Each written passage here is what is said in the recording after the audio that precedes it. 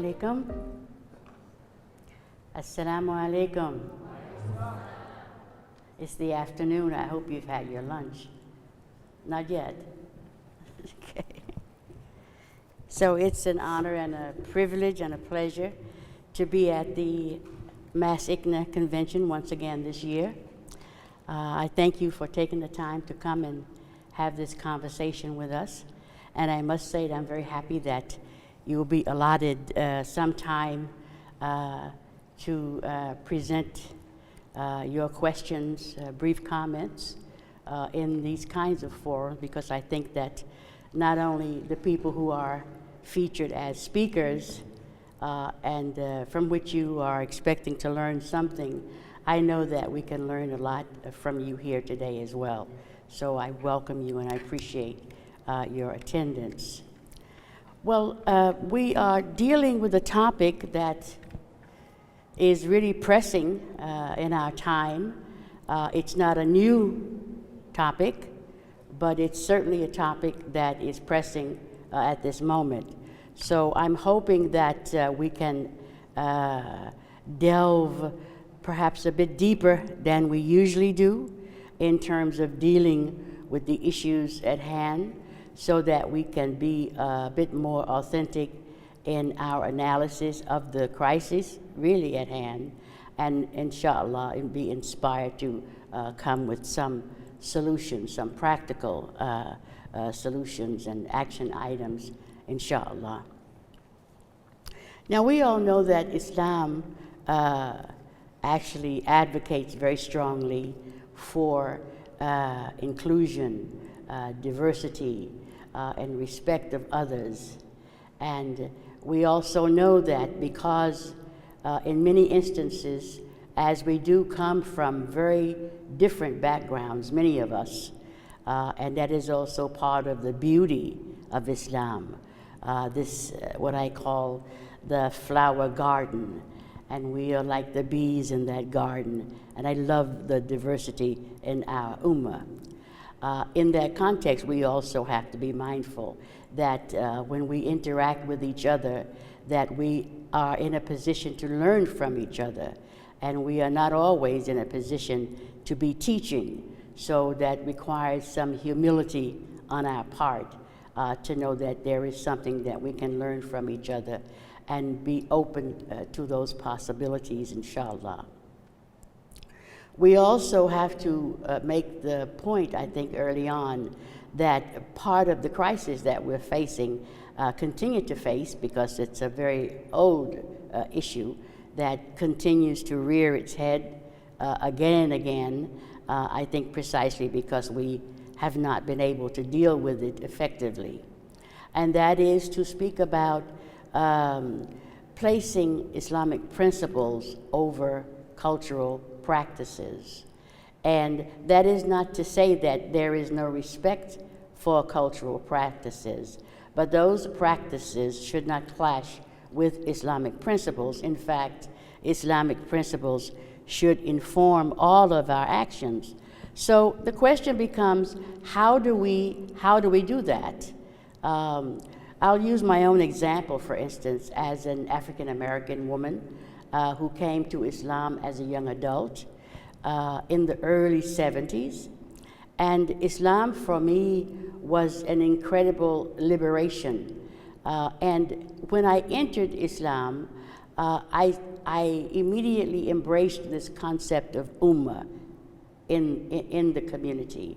And I continue to hold that in high esteem, so that when I go into our community and talk and interact on any level, I never feel as if I am a stranger. Although I don't speak many languages, you know, I relate to people, and it's amazing how much you can convey from the heart connection. That is not to discourage you from learning other languages. We should know other languages and benefit from the incredibly rich cultures that our people bring from the different communities that they hail. So I hope that we can see the beauty in each other, and at the same time be willing to tackle those obstacles. Often many of them are self-created or carry over from our days of ignorance. So racism is one of those things. We know that we are dealing in an age of what we now have come to understand is Islamophobia, but we also have to recognize the roots of Islamophobia and how racism actually is the grandfather or grandmother, for that matter, of this phenomenon, which is not new at all. It's just a resurgence of the same bigotry that many people have lived with for centuries. So I would like to encourage us to take some bold steps in terms of how we can address this issue of racism in our community. We're all taught as Muslims that, and many of us believe that and practice that, that Islam has no place for racism. There's no resting place for racism in Islam. However, we find that among many communities, racism is vibrant. And I would also say that even those of us who think that we are not part of that problem, that often we, because of our cultural upbringing and our backgrounds from which we've come, we participate in that unconsciously on many levels. So how do we get out of that? You know, how do we recognize how we are being complicit in those very things that we profess as Muslims are not a part of our tradition? And I do think that knowing our religion, and in addition to knowing that, but being willing to internalize the teachings and then practice those teachings, we can eliminate all facets of not only racism, but all injustice in the world.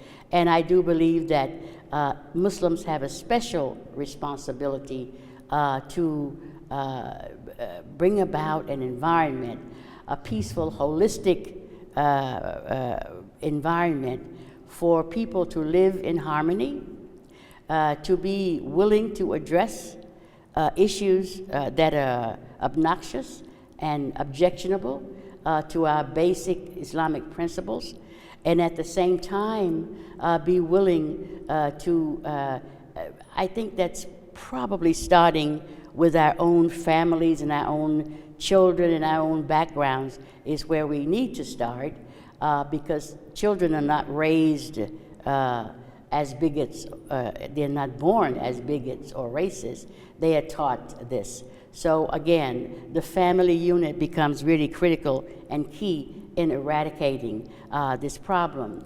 Now, when we have structural racism, right, that becomes another issue. I mean, the governments that are actively promoting racism and racist tenets globally, really, or turning a blind eye to those practices become a problem as well. So how do we engage governmental structures? I think part of it, probably the starting point, is to become aware of what are they actually? What does it look like? You know, how are we complicit in these practices that devalue other human beings, and specifically disenfranchised people or people of color or African diasporic people and others. So I know that these are very hard issues for us to tackle because we feel that this has nothing to do with us for the most part, and that it's someone else who is perpetrating this kind of injustice. But when we participate in that injustice as a global community, then we have to find ways to rectify those missteps. And I do believe, I'm convinced that Islam provides a remedy for that. But in order to access the remedy, we have to know what the remedy is and then be willing to adjust our actions accordingly. I know that much of what we have to do, much of the work that we have to do involves how our children are taught.